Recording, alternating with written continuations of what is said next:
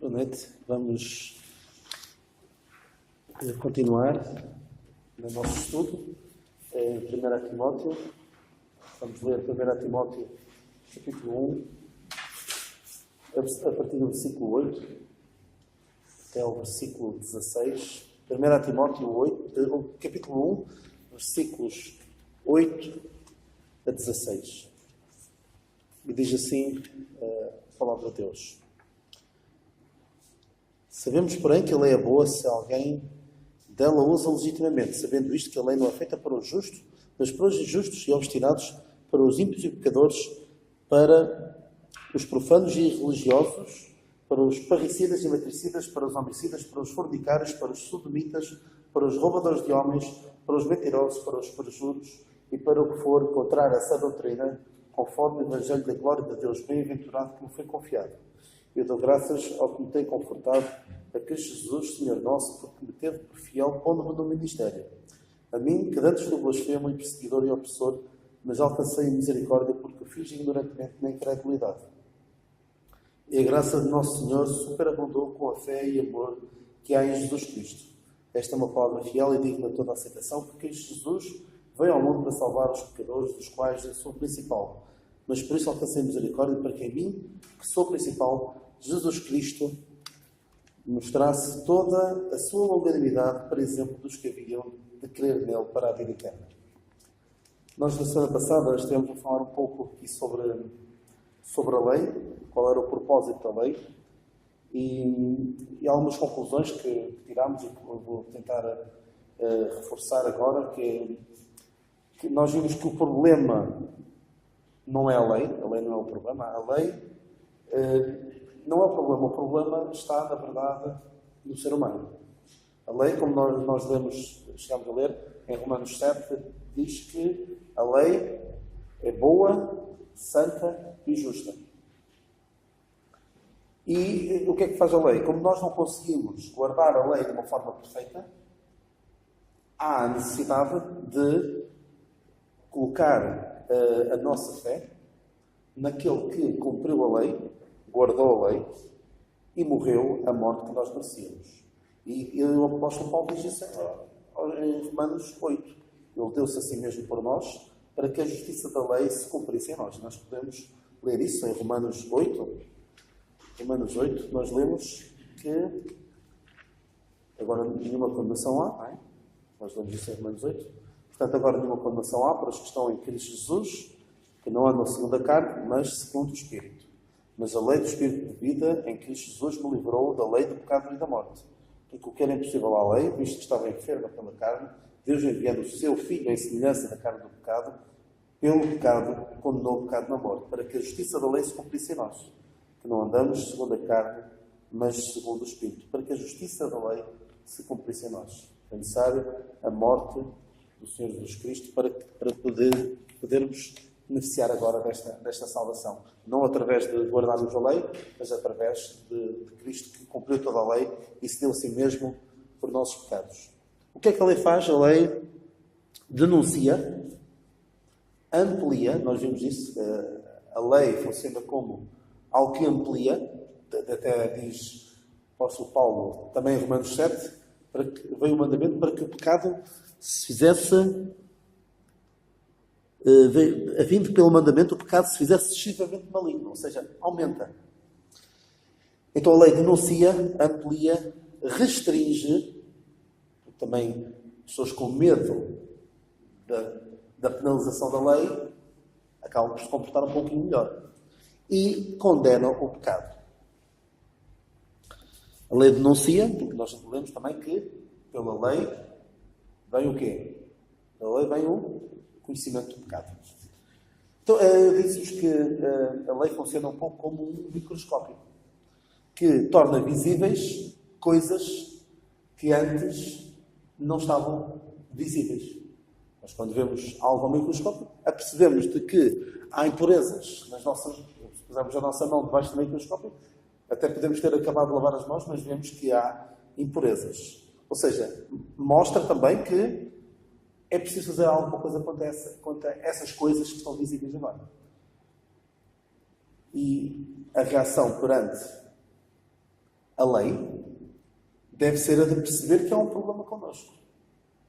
Há um problema. A lei evidencia um problema. E devemos procurar essa solução que não passa necessariamente por nós. Olha, a lei, perante a lei, já vamos ver isso, já vimos e vamos lembrar isso.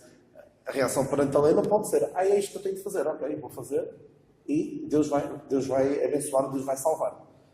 A solução não passa por fazermos o melhor que podemos, por ser melhor do que os outros. Parecer melhor do que os outros. Quem é que fazia isso? Quem é que nós vemos que eram peritos em parecer melhor do que os outros? São os fariseus. Eles estavam perdidos.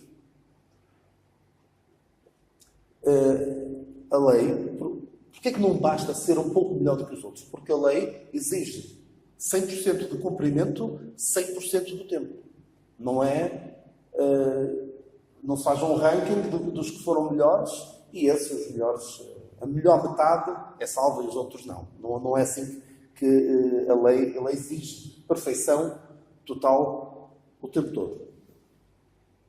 Então, a solução não passa por cumprirmos a lei o melhor que podemos, mas sim por encontrar a solução na obra redentora do Senhor Jesus Cristo. Porque, como nós lemos também, o fim da lei é Cristo. Eu vou dar aqui uma outra analogia que penso que perceberão. Imaginem, todos nós temos à nossa frente, para passar por um lugar seguro, temos um abismo de 20 metros à nossa frente. E precisamos de atravessar esse abismo. Abismo que sabemos bem que, humanamente falando, apenas por nós mesmos é impossível. E uns podem tentar atravessar esse abismo saltando, correndo muito e dando um salto mais longe possível, mas ninguém consegue. Alguns irão um bocadinho mais longe do que outros. E esta analogia do abismo remete-me para aquela passagem que nós lemos em Romanos 3, 23, todos pecaram e destituídos estão da glória de Deus. Eu gosto da expressão inglesa que é fall short, ou seja, como aqui no abismo, fall short eu tento atravessar o abismo, mas ficam alguns a meio, ficam alguns no caminho, não consigo alcançar, não conseguimos alcançar a glória de Deus. Por muito bons que nós sejamos, apesar de alguns de nós poderem ser melhores do que outros, caímos todos no abismo. O que é que alguém que vê aquele abismo, o que é que vai pensar? Eu preciso de quê? O que é eu preciso para superar este abismo?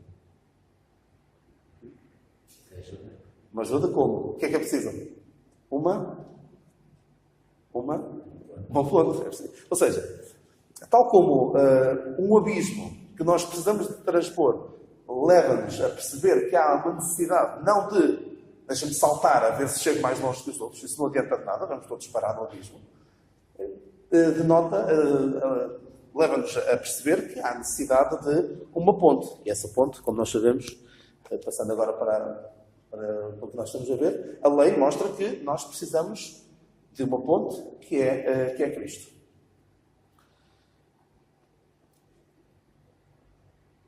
Nós podemos ver, e também falámos disso, a lei, por assim dizer, são as más notícias, estás perdido. O Evangelho são as boas notícias. E disse até que a lei sem o Evangelho, alguém se lembra? A lei sem o Evangelho é diagnóstico sem a cura. Enquanto que o Evangelho sem a lei é como querer propor uma cura ou um tratamento a alguém que nem sabe, nem tem consciência de que está doente. Por isso, a lei e o Evangelho devem estar de mãos dadas. Houve aqui uma pergunta que, felizmente não foi feita na semana passada. O Pedro parece que tirou férias das perguntas difíceis. Mas fez uma pergunta que também gostava de ouvir os vossos pensamentos, as vossas opiniões sobre isso. Que era, como é que se processava como é que seria no Velho Testamento, no tempo antes da introdução da dispensação da graça, como é que as pessoas eram salvas? Não eram salvas por guardar a lei um pouco melhor do que os outros. Assim, nós sabemos que todas as pessoas, desde Adão até a última pessoa que se há de salvar, foram salvas com que base? Qual é a base?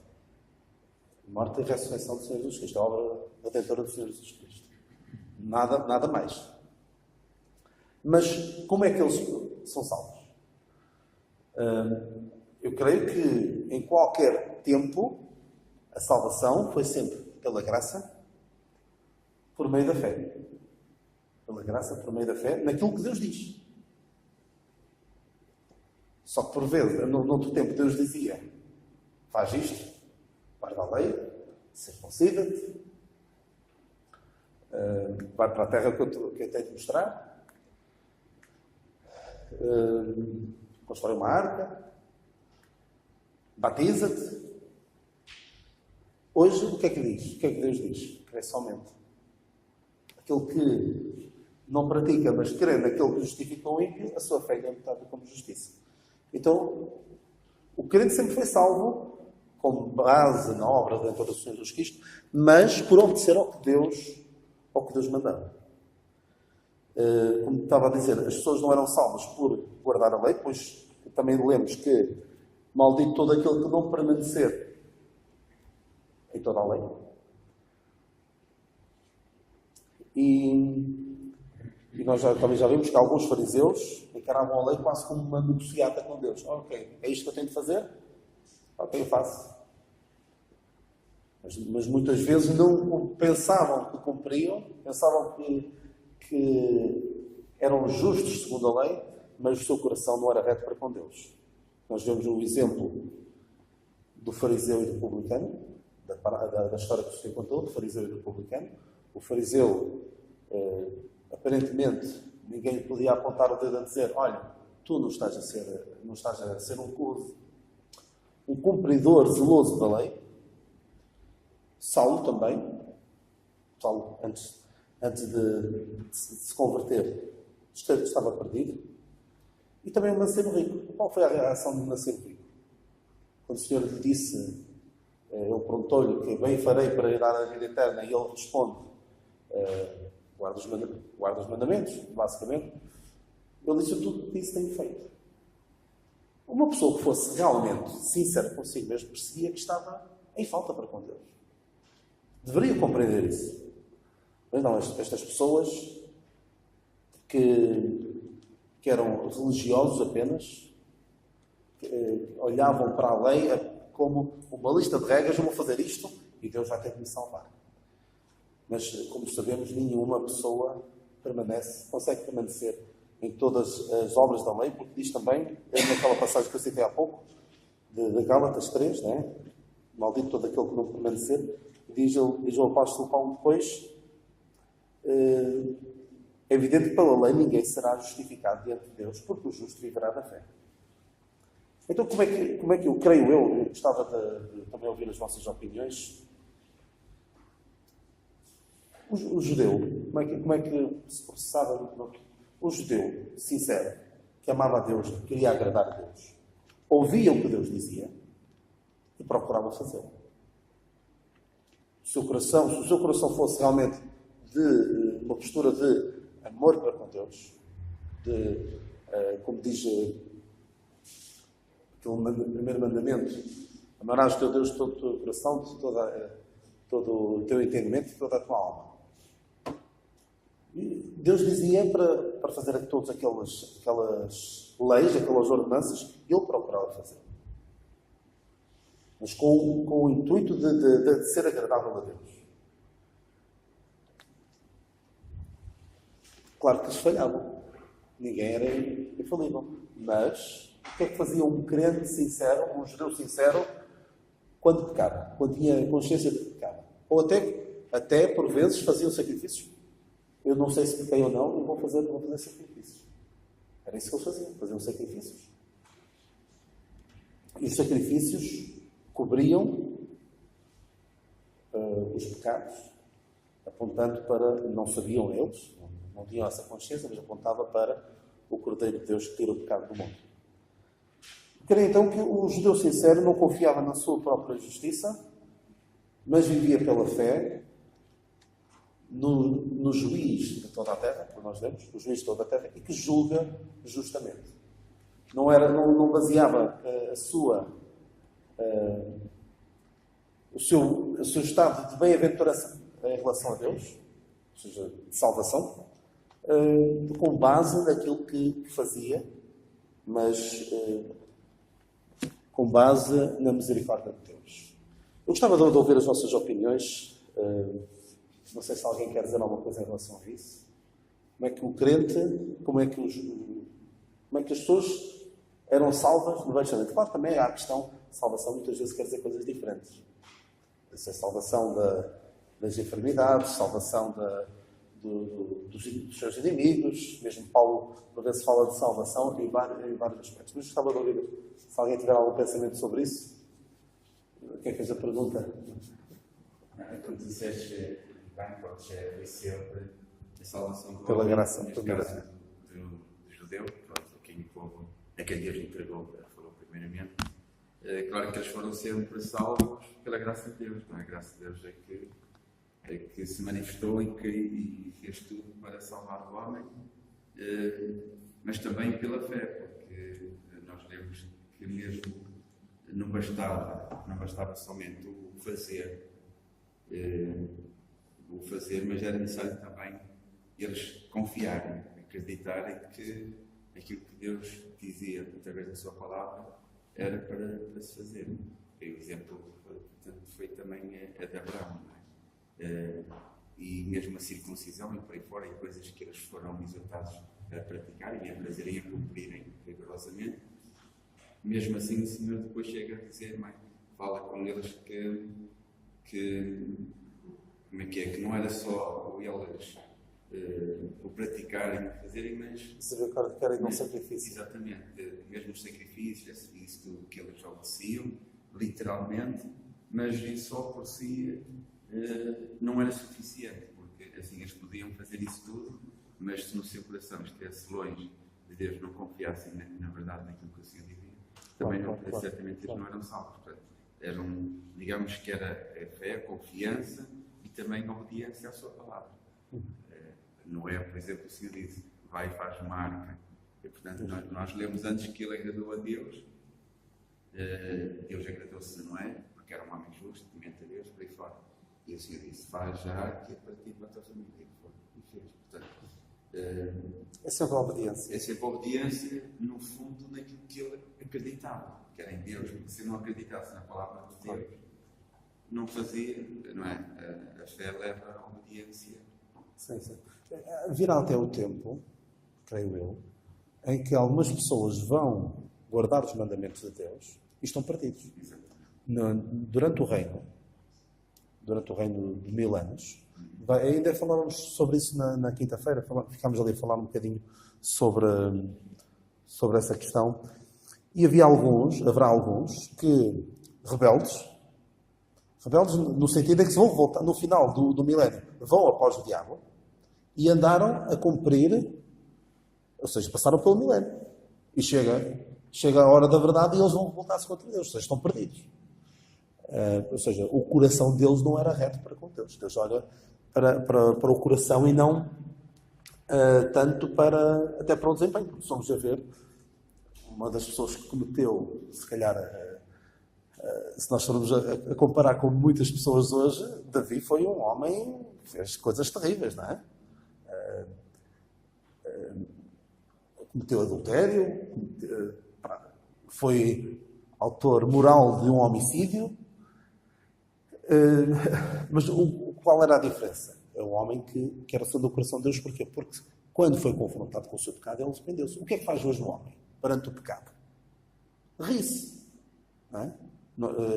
Nós, ainda no domingo, dizia o nosso irmão Pina Leite que, no outro tempo, quando as pessoas eram confrontadas com o pecado, arrependiam-se e mudavam de vida. Hoje fazem o quê? Não se lembram? Mudam de igreja. Mudam de igreja. Não estou para ouvir isto, mudam de igreja, não é? E o grande mal do ser humano hoje é, perante o seu pecado, que a lei revela, o que é que faz? Faz como aquele indivíduo que viu o microscópio, todas aquelas impurezas e partiu o microscópio. Eu não quero ver isto. Há algumas pessoas perante a palavra de Deus que expõem o seu estado de pecadores, o que é que faz? Não quero saber disto para nada.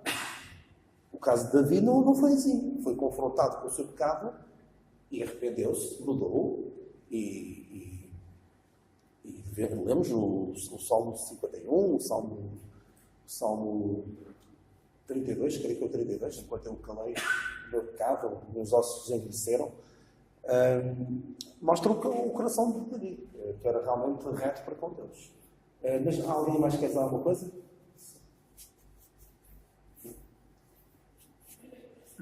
Estas antigas Sim. e para as quais a resposta ser evidente nem sempre é facilmente perceptível. Tenho consciência que muitas vezes falei do assunto, fiquei com a sensação de que não consegui Passar a mensagem. passar este estudo Sim, para sim. todas as pessoas. Sim. Aquela que é a minha preocupação. Mas, e obviamente temos aqui as passagens que Tiago escreve. Quando fala aqui a fé, sem só, sem morte. Sim. Mas naquela coisa, Tiago escreve com cuidado e diz que as obras são a forma de evidenciar a fé. O versículo é de mostra a fé pelas obras. Fala-se pela evidência da fé. Ou seja, qualquer pessoa que crê em Deus tem formas de revelar essas características. E, portanto, já foi esse caso do Davi, das pessoas que vivem debaixo da lei, para as quais havia uma mensagem de Deus bastante clara. Havia toda a lei de Moisés que ensinava o poder do pecado, o efeito do pecado, e ensinava também a alternativa que Deus apresentava para o pecado. Qualquer pessoa que confiasse em Deus e que quisesse cumprir logo os mandamentos, obedeceria a lei e vivemos como as pessoas sistematicamente oferecemos sacrifício, incluindo até sacrifícios pelos pecados conhecidos. Mas neste caso específico que Tiago refere, ele fala do caso dos irmãos e irmãs que estão mudos, do Tifó, e o que ele diz assim: como é que você crer em Deus se estes mandamentos básicos da lei vocês não os cumprem? Não é? A fé em Deus tem que ser vista nestes irmãos. E o caso específico, eu hoje não é nos exemplo, o caso de Abraão, o sacrifício de Isaac, e o caso de Sara, como ela guarda os dias, em que a relação de cada um com Deus tornou-se visível através da obediência àquilo que Deus dizia. Portanto, a fé é algo muito íntimo que pode, e agora o texto bíblico é exatamente este: mostrar a fé. A fé pode ser mostrada em função da forma como nós reagimos ao ensino que temos da Bíblia. E o ensino da Bíblia para lidar com o pecado, nós hoje temos o ensino de lidar com o pecado. E já falaste no caso de Romanos 4, em que o princípio é aquele que Não tem pratica. fé não deve praticar obras, porque essa fé é suficiente. Mas o que é também bastante curioso é que ele mesmo diz que Abraão não foi justificado pelas obras, quando ofereceu Isaac, mas depois diz que a fé operou pelas obras, é o versículo 22, e o que é curioso é que o resumo do versículo 23 diz: e criou Abraão em Deus, isso foi resultado de justiça. Dá a sensação que depois deste tratado todo, Tiago culmina dizendo: ele foi salvo, porque criou em Deus.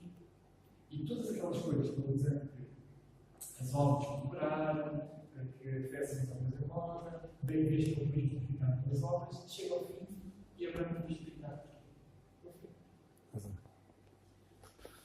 Obrigado. Mais algum pensamento? Quero... Só, Sim. só para concluir esta parte, Sim. que um texto que aliás eu fui lido a semana passada, que nós chegámos ao verso 9 e acho interessante, quando Paulo diz na carta a Timóteo, ele diz, sabendo isto, que a lei não é feita por o justo. Pronto, sabemos que agora aquilo que é justo, e ele está a falar no singular, aquilo que foi justificado, já não está abaixo da lei. Não é? Portanto, a lei, da forma nós vimos, é boa e aplica-se, como Paulo diz, para quem. Mas o justo, aquilo que foi justificado, sai debaixo da lei. Já não está obrigado, portanto, hoje não é necessário fazer. Hoje, como nós sabemos pela palavra de Deus, é pela fé, somente aquilo que não pratica, mas cria. Portanto, hoje é completamente definido o fazer. É apenas para ser justificado. Não só não é exigido, como é exigido que não faças, com o intuito de salvação. E aqui, por isso é que Paulo teve o Espírito Santo guiou neste sentido, mas não para o justo. Isto é, aquele que já está justificado, a lei não se aplica a ele. A lei, portanto, a lei espiritual, sabemos. E a Bíblia Não tem quem está obrigado a guardar a lei. Exatamente, e ele escreve algumas epístolas, principalmente aos Gálatas, a denunciar os perigos e as consequências de se meterem debaixo da lei novamente. Da graça tendes caído, quem vos fascinou quem vos fascinou? Sim, quem vos fascinou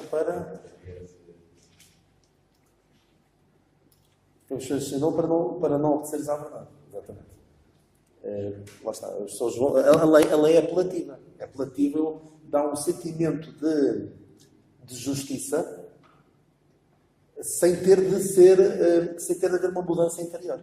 Há uma mudança exterior, mas não há uma mudança interior. E o Senhor criticava os fariseus, chamava-os de sepulcros caiados, porque eles por fora aparentavam muita justiça, mas por dentro o seu coração estava cheio de podridão. E o próprio apóstolo Paulo fala, em Romanos 2, quando ele fala lemos em Romanos 1, como ele fala da depravação dos gentios, mas depois também chega ao judeu. E diz, Romanos 2,17, eis que tu, que tens por sobrenome judeu, repousas na lei e te glorias em Deus, e sabes a sua vontade e aprovas as coisas excelentes, sendo instruído por lei, e confias que és guia dos cegos, luz dos que estão em trevas, instruidor dos necios, mestre de crianças, que tens a forma da ciência e da verdade na lei. Tu, pois, que ensinas a outro, não te ensinas a ti mesmo, tu que pregas que não se deve furtar, furtas, tu que dizes que não se deve adulterar, adulteras, tu que abominas os ídolos, cometes sacrilégios, tu que te glorias na lei, desonras a Deus pela transgressão da lei, porque, como está escrito, o nome de Deus é blasfemado entre os gentios por causa de vós. Muitos dos religiosos do templo do Senhor padeciam deste problema. A hipocrisia, aparentavam uma grande justiça. O próprio apóstolo diz que, segundo a justiça que há na lei, ele era irrepreensível e estava perdido. Porque nós também, ainda há bocado estávamos a falar, e estávamos a recordar daquilo que falámos também na semana passada, que o Senhor Jesus Cristo veio, por assim dizer, colocar a fasquia bem mais alto do que a lei colocava. Em relação a lei diz, não matarás. Mas eu digo, aquele qualquer que odiar o seu irmão e chamar louco, é como se o matasse. E aquele que olhar para uma mulher com o desejo de a possuir, comete adultério no seu coração. Portanto, as pessoas às vezes podiam pensar que eram muito justas, mas o seu coração não era reto para com Deus. Quero avançar então um bocadinho para o versículo. Queria falar do versículo 11. Nós tocámos um pouco ao de leve no versículo 11, na semana passada, em que o apóstolo Paulo diz então, conforme... Sim. Diz. Há um exercício meramente intelectual ou meramente especulativo. C.S. Lewis escreve no livro da viagem que é conhecida em inglês como The Great Divorce, Sim. em que é muito modelo das personagens, aliás, durante este livro alguém apresenta uma personagem que ela tem que entrar no céu. E a personagem diz que assim, realmente uma pessoa fez muita coisa boa na minha vida. E ela diz, não, a única forma de entrar no céu é perceberes que tudo isso que tu fizeste muito bom não vale nada para te aproximar de Deus. E é curioso como neste exercício que essa coisa se faz, nós conseguimos perceber como é que isso realmente poderia, se fosse verdade, aconteceria mesmo. Ela diz, não, eu sacrifiquei muito, porque tudo na minha vida por causa disto. Está a dizer que isto para Deus vale zero. Quer dizer, para mim, eu Jesus fez isso que estás a dizer, mal, para a pessoa que dizer, não vale nada. E a única forma que tens é tu assumires que tudo aquilo que fizeste não vale. Não vale nada. E é curioso que nesse texto as pessoas têm muita dificuldade em largar uma coisa. Isto por causa nós temos aquela ideia que as pessoas não possam ser os maus e há uma grande fatia de pessoas que são boas. Se agarram as coisas que faz e alguém dizer, olha, tudo isso pelo qual lutaste, tudo isso pelo qual sacrificaste, perante Deus, não é isso que te vai aproximar de Deus, é aquilo que Jesus fez. E é tão difícil muitas pessoas largarem mão dessa suposta justiça que veio da lei, que não é.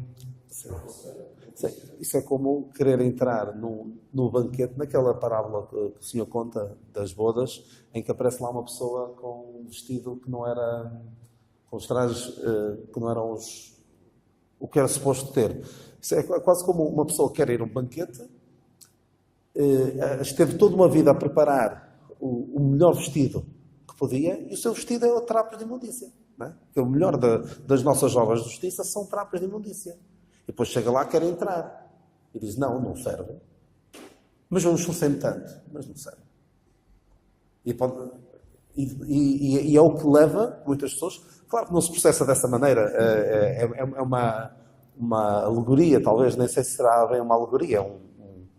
Um exercício, como estava a dizer, um exercício de liberdade de escrita que ele faz.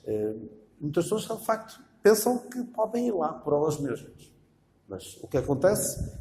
Caem no abismo todas elas.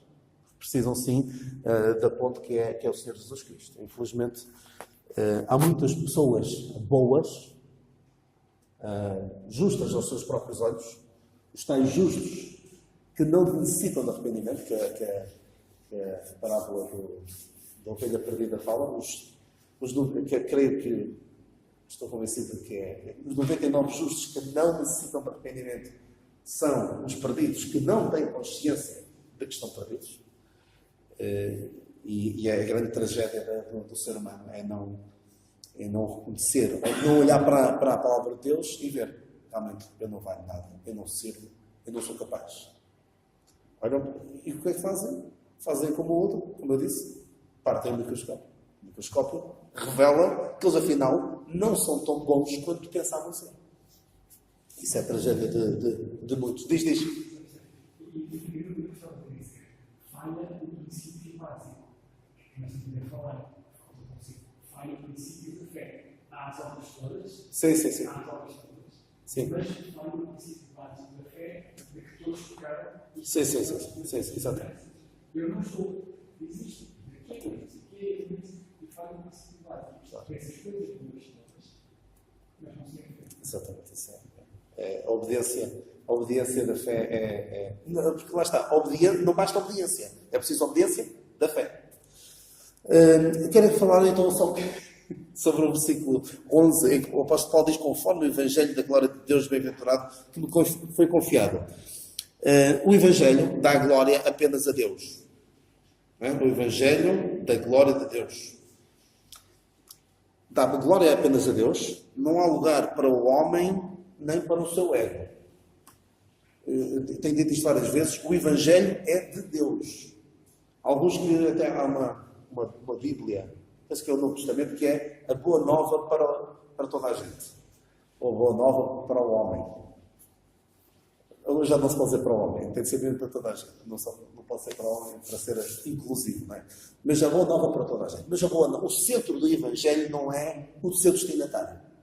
É Deus. E o Evangelho dá glória a Deus.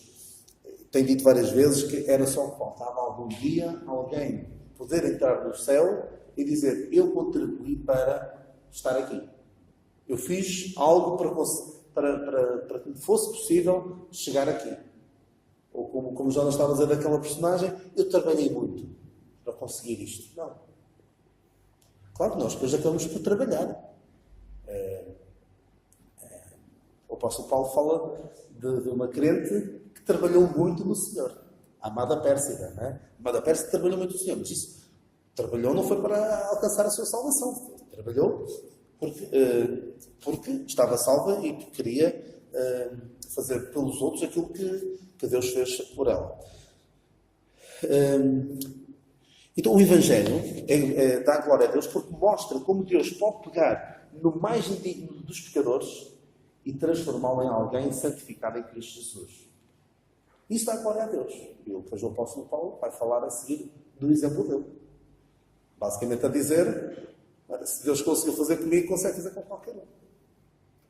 Isto é algo que é essencial para qualquer pessoa. Perceber que não é tão bom quanto pensava ser. Isso nós só podemos chegar a essa conclusão pela palavra de Deus. Sobre dar glória a Deus, eu quero ler rapidamente Efésios 2, 4. Em que nós lemos, em que ele fala do nosso estado, no tempo andávamos, e diz assim: mas Deus, que é riquíssimo em misericórdia, pelo seu muito amor com que nos amou, estando nós ainda mortos em nossas ofensas, vos vivificou juntamente com Cristo pela graça de seus salvos, e nos ressuscitou juntamente com Ele, e nos fez assentar nos lugares celestiais em Cristo Jesus. E aqui eu quero salientar o versículo 7. Para mostrar nos séculos vindouros as abundantes riquezas da sua graça, pela sua benignidade para connosco em Cristo Jesus. Isto dá glória a Deus. Nos séculos vindouros, por toda a eternidade, vai ficar bem patente como nós somos os troféus da sua graça. Porque pela graça dos seus salvos, por meio da fé, isto não vem de vós, é dom de Deus, não vem das obras para que ninguém se glorie, porque somos feitura sua, criados em Cristo Jesus para as boas obras, as quais Deus preparou para que andássemos nelas. É de facto um Evangelho que dá glória a Deus, é também uma mensagem gloriosa. No Evangelho da graça de Deus nós vemos como Deus conquistou a maior vitória de sempre sobre o inimigo das nossas almas. Nós vemos, no Evangelho, vemos como a justiça de Deus se revelou com o Senhor Jesus Cristo a pagar a pena devida ao nosso pecado, na cruz. E vemos ali como a lei, ele diz isso aos Colossenses, que as ordenanças foram cravadas na cruz e tiradas do meio de nós. Por isso é que nós não estamos agora debaixo da lei. E vemos ali também a maior derrota do diabo. Ele diz: expôs publicamente, não é? E despejando os principados, Colossenses 2,15, despejando os principados e potestades, expôs publicamente e deles triunfou em si mesmo. É com este Evangelho glorioso da graça de Deus, do Deus bem-aventurado, que nós vemos a maior derrota do diabo. E vemos na cruz como Cristo não é a vítima, mas sai vitorioso. Não é uma vítima, mas sim é vitorioso. Porque eu creio que a morte do Senhor Jesus Cristo estava profetizada. Sabemos? E lendo Isaías 53, vemos como foi moído pelas nossas transgressões. Fala dos sofrimentos do Senhor Jesus Cristo e da sua paixão, usando a expressão. Mas estou convencido de que em Isaías 53 nós vemos como Cristo ia... porque aquilo acaba, Isaías 53 acaba com... Só para ser mais textual, Isaías 53... como apesar da sua morte, o Senhor Jesus Cristo vence, não é? Porque lhe darei o trabalho da sua alma, ele verá, ficará satisfeito, lhe darei a parte de muitos, com os poderosos repartirá ele o dispôs. Mas é agora na mensagem da graça de Deus que nós vemos que na morte de Cristo está a vitória. Basicamente, o que eu quero dizer é que o que estava profetizado dizia: o Senhor Jesus Cristo vai sofrer, vai morrer, mas apesar da sua morte, ele depois vai vencer. Mas no Evangelho da Graça de Deus, esta nova revelação, vemos como é na morte de Cristo que ele consegue a sua maior vitória. Tanto que o apóstolo Paulo diz o que é em 1 Coríntios, que era capítulo 2. O qual nenhum dos príncipes deste mundo conheceu, porque se o conhecessem, o que é que eles nunca teriam feito? Nunca teriam crucificado. Nunca tinham crucificado o Senhor. Porque é na morte de Cristo que nós vemos o diabo a ter a sua derrota mais estrondosa. E por isso é que o diabo se opõe então, esta mensagem da graça de Deus. Então vemos como é uma mensagem, o Evangelho glorioso e do Deus bem-aventurado, do Deus bendito. Por isso nós bendizemos a Deus e iremos fazê-lo por toda a eternidade, por tudo quanto Ele tem feito por nós. Só mesmo terminando, lançando o pensamento, o apóstolo Paulo termina dizendo que o Evangelho me foi confiado. Ele não diz nos foi confiado, ele isola-se aqui. E nós já olhamos um pouco isso, que é uma mensagem diferente dada ao apóstolo Paulo, exclusiva, e que ele depois, porque há especificidades na mensagem que ele anuncia, nós já vimos algumas no ano passado, poderá haver alguma, não total concórdia em alguns aspectos, mas estou convencido que, pelo que vejo da palavra de Deus, nunca ninguém antes pregou esta mensagem, Paulo prega. Nunca antes de Paulo vemos a morte de Cristo ser a solução para o nosso maior problema. Mesmo Pedro anunciava a morte de Cristo como o grande pecado que aquela nação tinha cometido, e depois o apóstolo Paulo vem falar da morte de Cristo como sendo o melhor que nos poderia ter acontecido. E é também com Paulo que vemos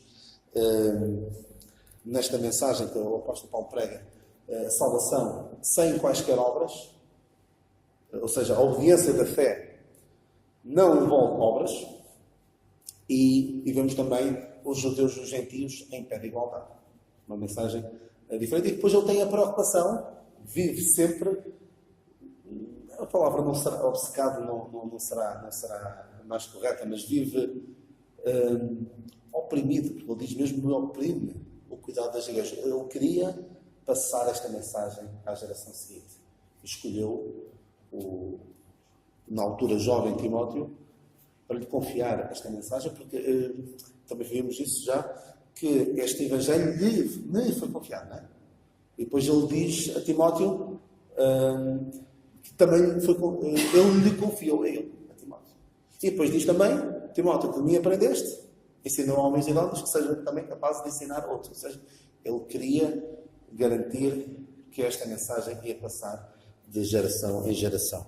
Infelizmente, muitos a têm deturpado, muitos têm acrescentado obras, muitos têm feito o que estavam a fazer aos Gálatas, a pô-los debaixo da lei, a desvirtuar por completo o Evangelho da graça de Deus. E agora, que seja nosso desejo fazer o que Timóteo fez. Não é? O que Paulo fez com Timóteo? Ensinar outros, para serem capazes de ensinar outros, e assim esta mensagem poder continuar, porque é a única mensagem que salva, verdadeiramente. Não são, por muito que as pessoas se esforcem, assim, pode tornar... Ora bem, as pessoas tentarem ser boas pessoas, entre aspas, umas para as outras, torna a nossa convivência um pouco melhor enquanto aqui estamos. Mas o destino final é o inferno na mesma para aqueles que não depositam a sua fé no Senhor Jesus Cristo. Mas temos mesmo de ter consciência de que esta é uma mensagem gloriosa. De que temos na nossa posse um Evangelho glorioso. E por isso não há razão nenhuma para nos envergonharmos. O apóstolo Paulo diz: não me envergonho do Evangelho de Cristo, porque é o poder de salvação para todo aquele que crê. O ponto triste é, se algum de nós, já me aconteceu, também, já me aconteceu envergonhar-me. Assim, não anunciar. não defender. Uma coisa gloriosa. Que o Senhor nos dê esta sensibilidade e este desejo de anunciar esta mensagem gloriosa da graça de Deus.